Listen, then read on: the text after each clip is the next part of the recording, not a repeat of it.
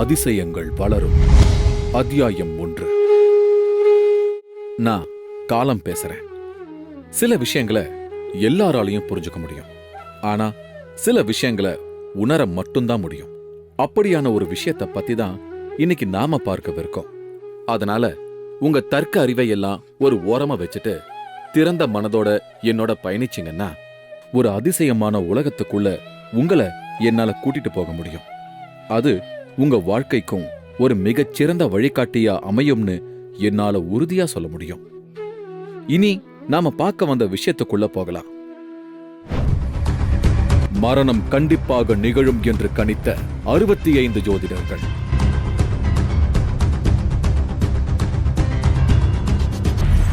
பெரிய பெரிய ஜோதிட ஜாம்பவான்கள், ஜோதிட ஆய்வாளர்கள் எல்லாருமே பதிவு பண்ண விஷயம் அவர் இறந்துருவார். உயிர் பிழைக்க வழிகாட்டிய ஒரே ஒரு மாற்று ஜோதிட முறை. கேள்வி நீங்க வச்சிருக்கீங்க, பதில்களை நாங்க போட்டிருக்கோம். எந்த பதில் நடக்கிறது அப்படிங்கிறத காலம் தீர்மானிக்கட்டும், இறைவன் தீர்மானிக்கட்டும். முடிவுகள் எப்பவுமே இறைவன் கையில தான். காலம் மாறும்போது கணிப்புகளும் மாறும் என்பதை நிரூபித்த அட்சய லக்ன பத்ததி.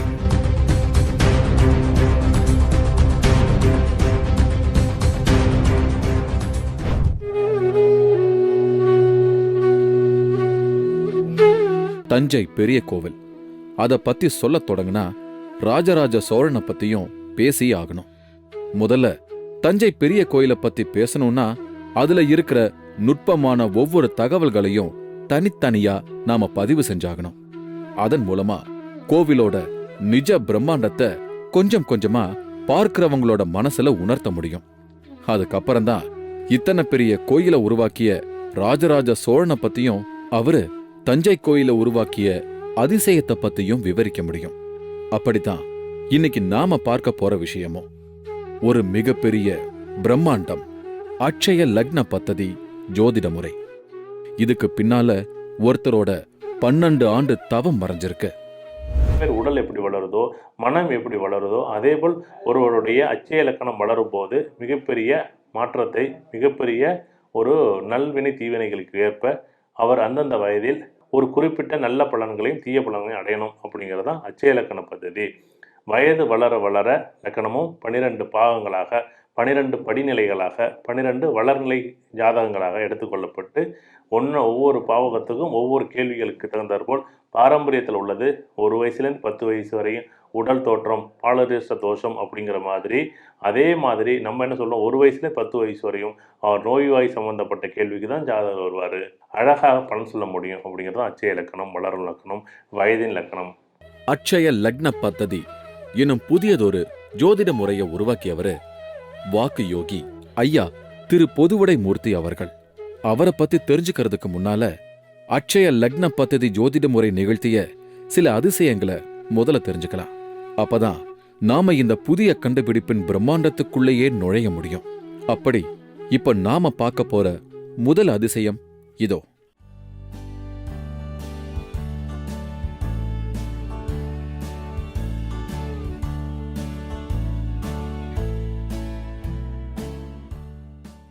ஆபரேஷன் தியேட்டர் உடுப்பை போட்டுக்கிட்டு நடிகர் கமல்ஹாசனோட காட்சி தரும் இவர்தான் பிரகாஷ்.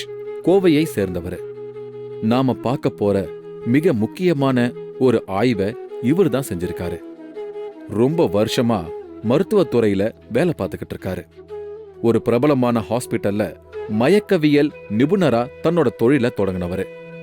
இப்போ ஆபரேஷன் தியேட்டர்ல தலைமை பொறுப்பு வகிக்கும் நிலைக்கு உயர்ந்திருக்காரு.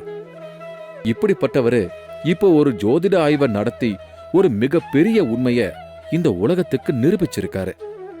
ஆனா இவரு ஒரு ஜோதிடர் இல்ல. இன்னும் சொல்ல போனா இவரை ஜோதிடத்துக்கு எதிரானவர்னே சொல்லலாம். நான் கோயம்புத்தூர்ல ஒரு பிரபல தனியார் மருத்துவமனையில ஆபரேஷன் தியேட்டர் மேனேஜரா ஒர்க் பண்றேன். அங்க நான் சீஃப் அனஸ்தீசியா டெக்னீஷியனாகவும் இருக்கிறேன்.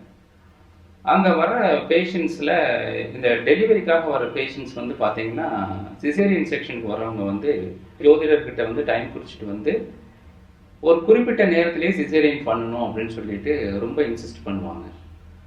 அது அந்த டைமிங்ஸ் எல்லாம் பார்த்தீங்கன்னா சில நேரங்களில் நமக்கு ரொம்ப பேர்டனாக இருக்கும்.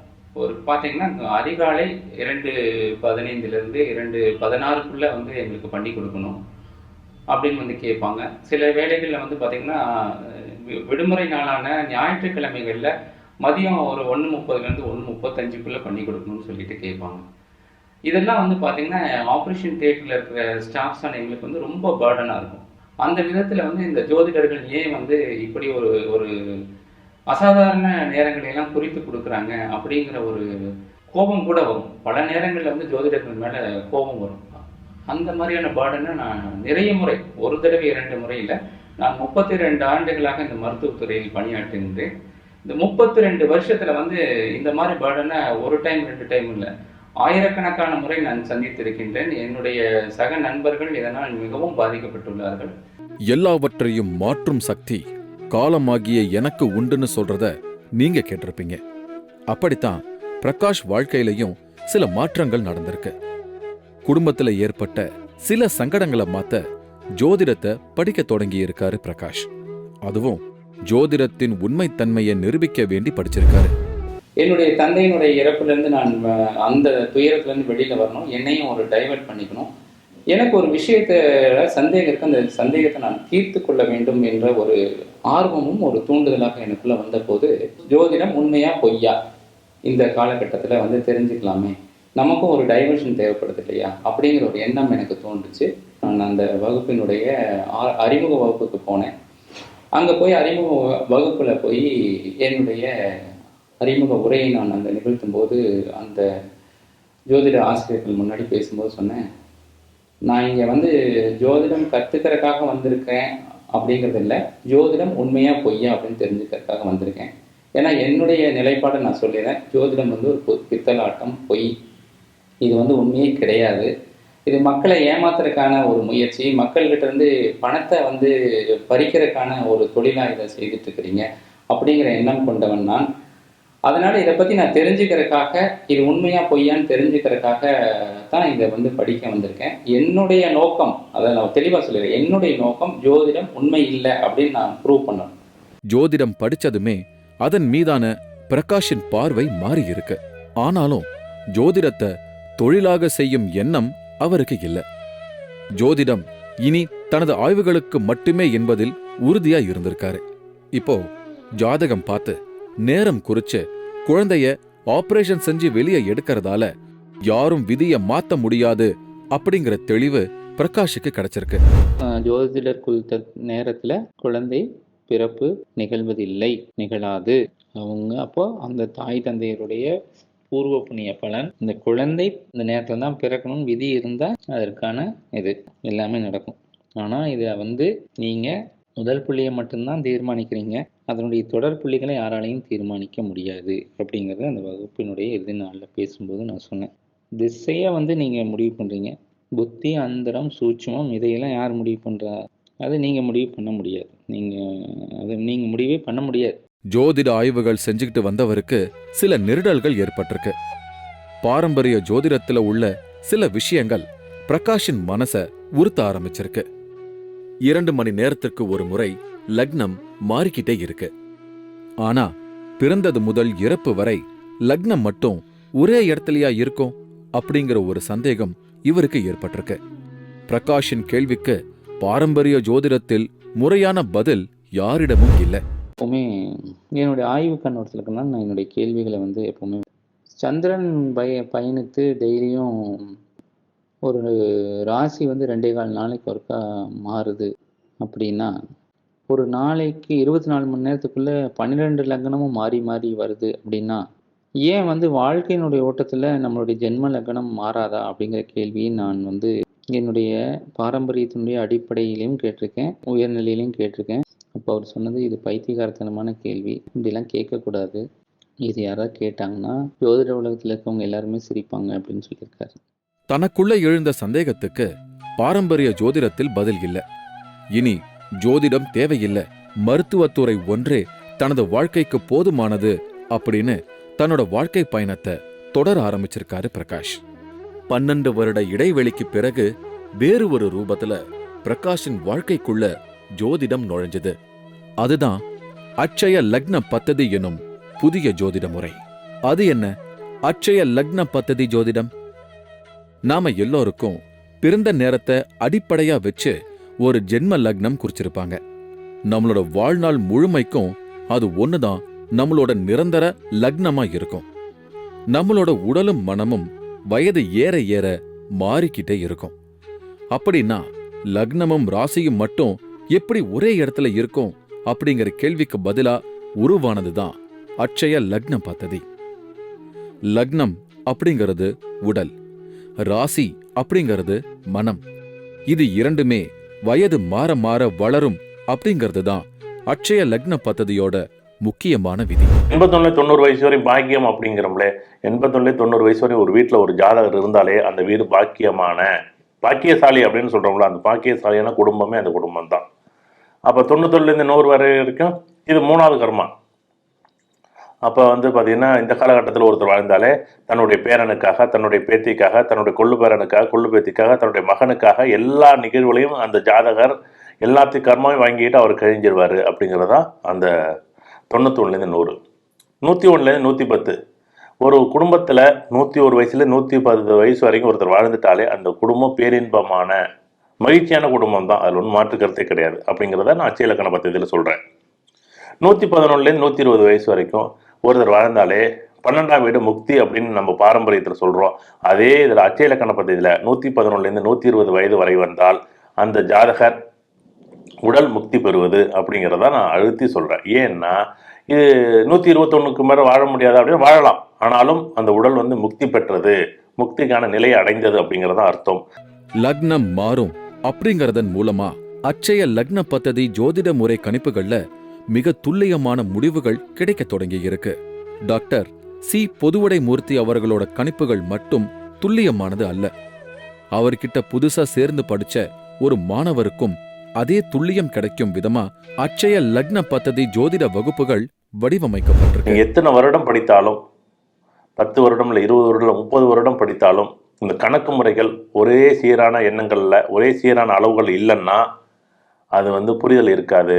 ஆனால் கேள்வியும் பதிலும் உங்களுக்கு தெரிந்தால், இதுதான் கேள்வி இதுதான் பதில் இந்த வயதில் அப்படின்னு தெரிந்தால், அதுக்கான எளிமையான குறியீடுகளை பயன்படுத்தினோம்னா அந்த 3 மணி நேரத்தில் நம்ம கேட்கக்கூடிய கேள்விக்கு, ஒருவருடைய கேள்விக்கு இந்த நேரத்தில் வீடு கட்டலாமான்னு கேள்வி இருந்துச்சுன்னா வீடு கட்டலாம், கட்ட முடியாது, நடக்கும் நடக்காது அப்படிங்கிறத சொல்ல முடியுங்கிறதா 15 நாளில் கற்றுக் கொடுக்க வேண்டிய விஷயமா இருக்குது. புற வாழ்க்கையில் என்னென்ன தேவையோ அந்த தேவைக்கான கேள்விகளை மட்டும் நம்ம இந்த 15 நாளில் இதான் கேள்வி இதான் பதில் இதான் நடக்கும் அப்படிங்கிறத சுருக்கி அது விளக்கமாக சொல்லும்போது, அதுவும் ஒரே கணக்கீடு முறைகள் பண்ணும்போது, அந்த கணக்கீடு முறைகளை எளிமையாக்கும் போது அந்த 15 நாளில் அவங்களுக்கு எளிமையாகவே புரியுது அப்படிங்கிறத நான் புரிய வைக்க முடியும். அட்சய லக்ன பத்ததி வகுப்புல சேர்ந்து மறுபடியும் ஜோதிட உலகத்துக்குள்ள பிரவேசிக்க தொடங்கி இருக்காரு பிரகாஷ். இப்போ இன்னும் துல்லியமான ஒரு கணித முறை தன் கைப்பிடிக்குள்ள வந்திருப்பத பிரகாஷ் உணரத் தொடங்கி இருக்காரு. முன்பை விட உத்வேகத்தோட தனது ஜோதிட ஆய்வு பணிகளை தொடர்ந்து வந்திருக்காரு. இப்பதான் நாம மிக முக்கியமான ஒரு கட்டத்துக்கு வந்திருக்கோம். பாரம்பரிய ஜோதிடமும் அட்சய லக்ன பத்ததி ஜோதிடமும் சந்தித்த புள்ளி அது. பாரம்பரிய ஜோதிடர்கள் தங்களோட ஜோதிட விவாதத்திற்காக ஒரு வாட்ஸ்அப் குழு நடத்திட்டு வந்திருக்காங்க. அந்த குழுவுல அட்சய லக்ன பத்ததி ஜோதிடரா ஆய்வு செய்து வரும் பிரகாஷும் அவருடைய நண்பரும் இணைஞ்சிருக்காங்க. அந்த குழுவுல வரும் ஜாதகங்களுக்கு எல்லாரும் எப்படி பலன் சொல்றாங்க அப்படிங்கறத ஒரு பார்வையாளரா மட்டும் கவனிச்சிட்டு வந்திருக்காரு பிரகாஷ். அப்பதான் பாரம்பரிய ஜோதிடர்கள் ஒரு ஜாதகம் பற்றி ரொம்பவே சூடா விவாதம் செய்ய ஆரம்பிச்சிருக்காங்க. அதுதான் இன்னைக்கு நாம பார்த்துக்கிட்டு இருக்கிற கதையோட மையக்கரு. இனி நாம அந்த சம்பவத்துக்குள்ள பயணிக்கலாம் வாங்க. இந்த சம்பவத்துல இடம்பெற்ற நபரின் பெயரும் ஊரும் மாற்றப்பட்டிருக்கு. ராதாகிருஷ்ணன் சென்னையில பிரபலமான ஒரு வழக்கறிஞர். சமீபத்துல திடீர்னு மிக மோசமான உடல்நல குறைபாட்டால பாதிக்கப்பட்டிருக்காரு. உடனே அவரை மருத்துவமனையில சேர்த்திருக்காங்க. ஆபத்தான நிலையில உயிருக்கு போராடிக்கிட்டு இருந்திருக்காரு ராதாகிருஷ்ணன்.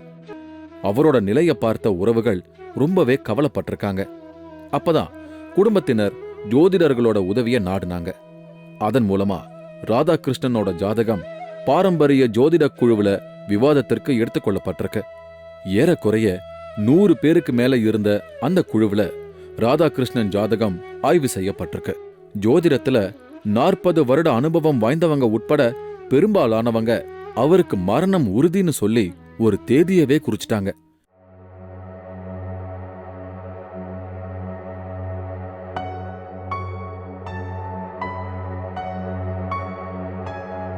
ராதாகிருஷ்ணன் உயிர் பிழைக்க வாய்ப்பே இல்ல அப்படிங்கிறது தான் 65 ஜோதிடர்களோட ஒரே முடிவு. அது வந்து ஒரு மிக பிரபலமான ஒரு அட்வொகேட்டுடைய ஹாரோஸ்கோப். எல்லாருமே கிட்டத்தட்ட அந்த குழுவில் அன்னைக்கு ஆய்வில் பதிவானவர்களில் ஒரு 2 பேரை தவிர, நானும் இன்னும் 2 பேர், ஒரு 3 பேரை தவிர எல்லாருமே சொன்னது அவருக்கு மாரகம் நிகழும், அதாவது அவர் இறந்து போயிடுவார் அப்படிங்கிறது தான் பதிவு பண்ணியிருந்தான். எல்லாம் பெரிய பெரிய ஜோதிட ஜாம்பவான்கள், ஜோதிட ஆய்வாளர்கள் எல்லாருமே பதிவு பண்ண விஷயம் வந்து அவர் வந்து இறந்துடுவார், அவர் வந்து கண்டிப்பாக வந்து அக்டோபர் மாதம் 6ஆம் தேதிக்குள்ளே அவருக்கு மரணம் நிகழும், இல்லை 7ஆம் தேதிக்குள்ளே, அக்டோபர் 7க்குள்ளே கண்டிப்பாக அவர் வந்து இறந்துடுவார் அப்படிங்கிற ஒரு தகவலை எல்லாரும் திரும்ப திரும்ப திரும்ப திரும்ப பதிவு செஞ்சுருந்தாங்க. பாரம்பரிய ஜோதிடர்கள் சொன்ன காரணம், அவருக்கு 8ஆம் இடத்தினுடைய திசை நடக்கிறது. ஜென்ம லக்னம், பாரம்பரியப்படி ஜென்ம லக்னத்திலிருந்து 8ஆம் இடத்தினுடைய திசை நடக்குது. 8ஆம் இடத்தினுடைய திசாநாதனும் திசை நடத்துகின்றான். அப்போ 8ஆம் இடத்தினுடைய திசை நடக்கும்போது கண்டிப்பாக ஏதாவது நோய்வாய்ப்பட்டு அந்த நோயின் மூலமாக அவர் வந்து இறந்து போகிறது தான் நடக்கும். அவருக்கு மிகப்பெரிய கண்டம் இருக்குது, மரண கண்டம் இருக்குது, அவர் மரணம் அடைந்து விடுவார்.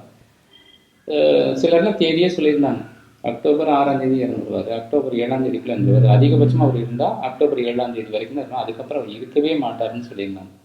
இது வரைக்கும் பார்வையாளராக மட்டுமே நடப்பதை பார்த்துக்கிட்டு இருந்த பிரகாஷ் இப்போ தானே களம் இறங்கினாரு. மத்தவங்க எல்லாரும் பல வருட ஜோதிட அனுபவசாலிகள்.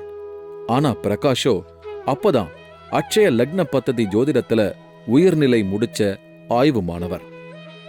அட்சய லக்ன பத்ததி முறையில ராதாகிருஷ்ணனின் ஜாதகத்துக்கு துல்லியமான கணிப்புகளை கண்டறிஞ்சிருக்காரு பிரகாஷ். அது பலரையும் வியப்புக்குள்ளாக்கி இருக்கு. இனி ராதாகிருஷ்ணன் உயிருக்கு ஆபத்து இல்ல அப்படிங்கிறது தான் பிரகாஷின் கணிப்பு. மாரகம் நிகழாது அப்படிங்கிற ஒரு விஷயத்த நான் சொன்னேன். இவருடைய ரெக்கவரி பீரியட், அதையும் நான் சொல்லணும் இல்லை, அந்த ரெக்கவரி பீரியடுங்கிற சொல்லியிருந்தேன். அக்டோபர் மாதம் 10ஆம் தேதிக்கு மேலே படிப்படியாக முன்னேற்றங்கள் ஏற்படும். ஒரு அக்டோபர் 11க்கு அப்புறம் ஒரு சில நாட்களில் இவர் மருத்துவமனையிலேருந்து வீட்டுக்கு செல்வதற்கான ஒரு உடல்நிலையை அடைவார். இவர் வீட்டுக்கு டிஸ்சார்ஜ் ஆகி போவார். ஒரு 6லேருந்து 8 மாதங்கள் ஆகும் இவருக்கு தொடர்ந்து சிகிச்சை வந்து வீட்டில் வந்து மருத்துவ ஆலோசனைப்படி அவங்க என்ன அறிவுரை சொல்கிறாங்களோ அதை தொடர்ந்து ஃபாலோ பண்ணிகிட்டே வரும்போது இவருடைய ரெக்கவரி ஸ்லோ ரெக்கவரி இருக்கும்.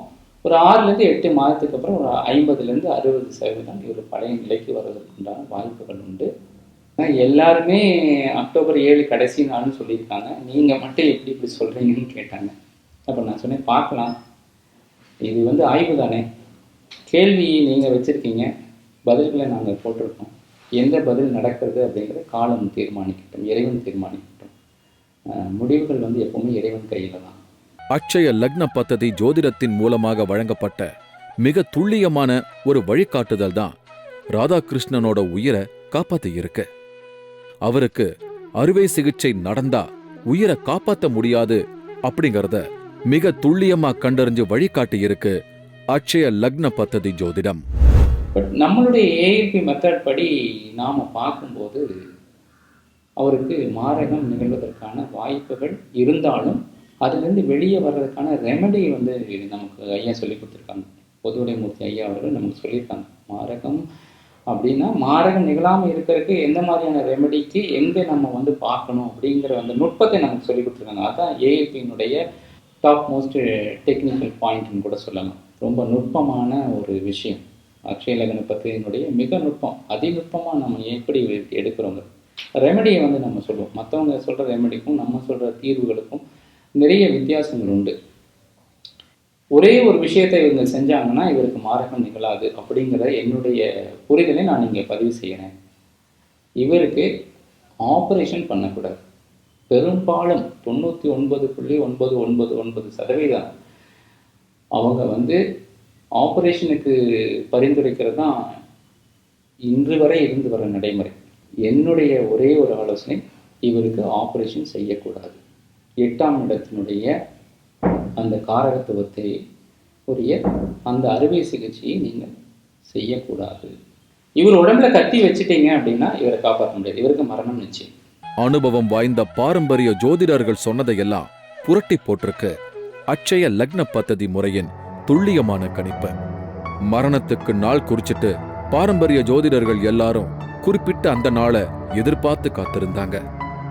அதிசயங்கள் நிகழத் தொடங்கி இருக்க அட்சய லக்ன பத்ததி ஜோதிடத்தின் கணிப்பின்படி உயிர் பிழைச்சிருக்காரு ராதாகிருஷ்ணன். அவங்க சொன்னாங்க, நீங்கள் சொன்னது கரெக்டு, அவர் இறந்து போகல, உயிரோடு இருக்காரு, நல்லா இருக்காரு, வீட்டுக்கு டிஸ்சார்ஜ் பண்ணி கூட்டிகிட்டு போயிட்டாங்க. கூட்டிகிட்டு போகலான்னு சொல்லியிருக்காங்க. வீட்டுக்கு டிஸ்சார்ஜ் பண்ணி 2 நாளில் கூட்டிகிட்டு போகலான்னு சொல்லியிருக்காங்க. வீட்டில் வச்சு ஃபிசியோதெரபி பண்ணிக்கலாம்னு சொல்லியிருக்காங்க. இப்போ சமீபத்தில் கேட்டபோது கூட ஒரு வீட்டில் நல்லா இருக்கிறாரு, ஃபிசியோதெரபி பண்ணிகிட்டு இருக்காங்க. இடையில கொஞ்சம் எந்திரிச்சு நடந்திருக்கிறாரு. இந்த மாதிரி உங்கள் ஆடியோ கேட்டு அவர் சார் ரொம்ப உணர்ச்சி வசப்பட்டு தரையே கண்ணீர் விட்டு அழுதாரு. நான் பூரண நலமடைந்து கோயம்புத்தூர் வந்தேன்னா கண்டிப்பாக நான் அவரை பார்க்குறேன்னு சொல்லி உங்களை பார்க்கணும்னு சொல்லியிருக்காரு. இன்னைக்கு வரைக்கும் படிப்படியா தேறி நல்ல நிலைக்கு வந்துகிட்டு இருக்காரு ராதாகிருஷ்ணன். அவங்க எல்லாரும் இப்ப பிரகாஷ ஒரு கடவுளை போல பார்க்கறாங்க. ஆனா இப்படி ஒரு துல்லியமான ஜோதிட முறையை உருவாக்கி அத இந்த மனித குல நலனுக்காக நம்மளோட கையில கொடுத்துட்டு அமைதியா தன்னோட அடுத்த கட்ட ஆய்வு பணிகளை செய்துகிட்டு வராரு வாக்கு யோகி ஐயா டாக்டர் திரு சி. பொதுவுடை மூர்த்தி அவர்கள். தனக்கு இப்படி ஒரு அற்புதமான ஜோதிட முறையை கொடுத்த தனது குரு ஐயா திரு பொதுவுடை மூர்த்தி அவர்களை பத்தி பிரகாஷ் கணித்திருப்பது என்ன தெரியுமா? மாடர்ன் உடையில் வலம் வந்தாலும் இவரும் நாம் வாழும் காலத்தில் நம்முடன் வாழும் சித்தர், அதுவும் நவக்கோள் சித்தர். ஆமா, இதுதான் பிரகாஷோட ஸ்டேட்மெண்ட். அக்ஷய லக்ன பத்ததிங்கிற இயற்கையோட துணையோட பொதுவுடை மூர்த்தி என்ற ஒரு மிகப்பெரிய, நான் எப்போவுமே அவரை நவக்கோள் சித்தர்னு சொல்லுவேன். அந்த நவக்கோள் சித்தரனுடைய கண்டுபிடிப்பின் மூலமாக இந்த உலகில் இருக்கின்ற இனி ஜோதிடம் பார்க்கின்றவர்களுக்கு இந்த விஷயங்கள் வெளிக்கொணரப்படும். அப்புறம் நவக்கோள் சித்தர்னு ஏன் சொல்கிறோங்கிறது உங்களுக்கு சொல்லணும். நம்ம ஆன்மீகத்தில் பார்க்கும்போது சித்தர்கள், முனிவர்கள், ஞானிகள், ரிஷிகள் அப்படின்லாம் சொல்லி போவோம். இந்த சித்தர்கள் மட்டும்தான் மனிதர்களோடைய மனிதர்களாக கலந்து இருந்து அவர்களுக்கு வாழ்வியலை போதித்தவர்கள். அவர்களுடைய வாழ்வியலை ஆராய்ந்து அதற்குள் புதைந்து கிடக்கின்ற ரகசியங்களை, இயற்கையினுடைய ரகசியங்களை வெளியில் எடுத்துகிட்டு வரணும். அப்படி இந்த ஜோதிடத்தினுள்ள புதைந்து கிடக்கின்ற ரகசியத்தை, அதற்குள் இருக்கின்ற அந்த ஒரு அடுத்த நிலையை வெளியே எடுத்துட்டு வந்தவர் திரு பொதுவுடை மூர்த்தி அவர்கள். நவ கிரகங்களும் தன்னை ஊடுருவி பார்க்க ஒருத்தரை அனுமதிக்குது அப்படின்னா அவர் ஒரு சித்தராய் இருந்தால் மட்டுமே அது சாத்தியம்னு பிரகாஷ் சொல்றத இன்று அட்சய லக்ன பத்ததி ஜோதிடத்தால பலனடைந்த அனைவருமே ஏத்துக்கிறாங்க. இன்னும் நவக்கோள் சித்தர் வாக்கு யோகி ஐயா டாக்டர் சி. பொதுவுடை மூர்த்தி அவர்கள் இந்த புதிய ஜோதிட முறையை கண்டறிந்ததன் பின்னணியில மறைந்திருக்கும் ரகசியங்கள் மற்றும் அட்சய லக்ன பத்ததியின் மிரள வைக்கும் கணிப்புகள் பத்தியும் இனி தொடர்ந்து இந்த அதிசயங்கள் வளரும் அடுத்த அத்தியாயத்தில் சந்திப்போம்.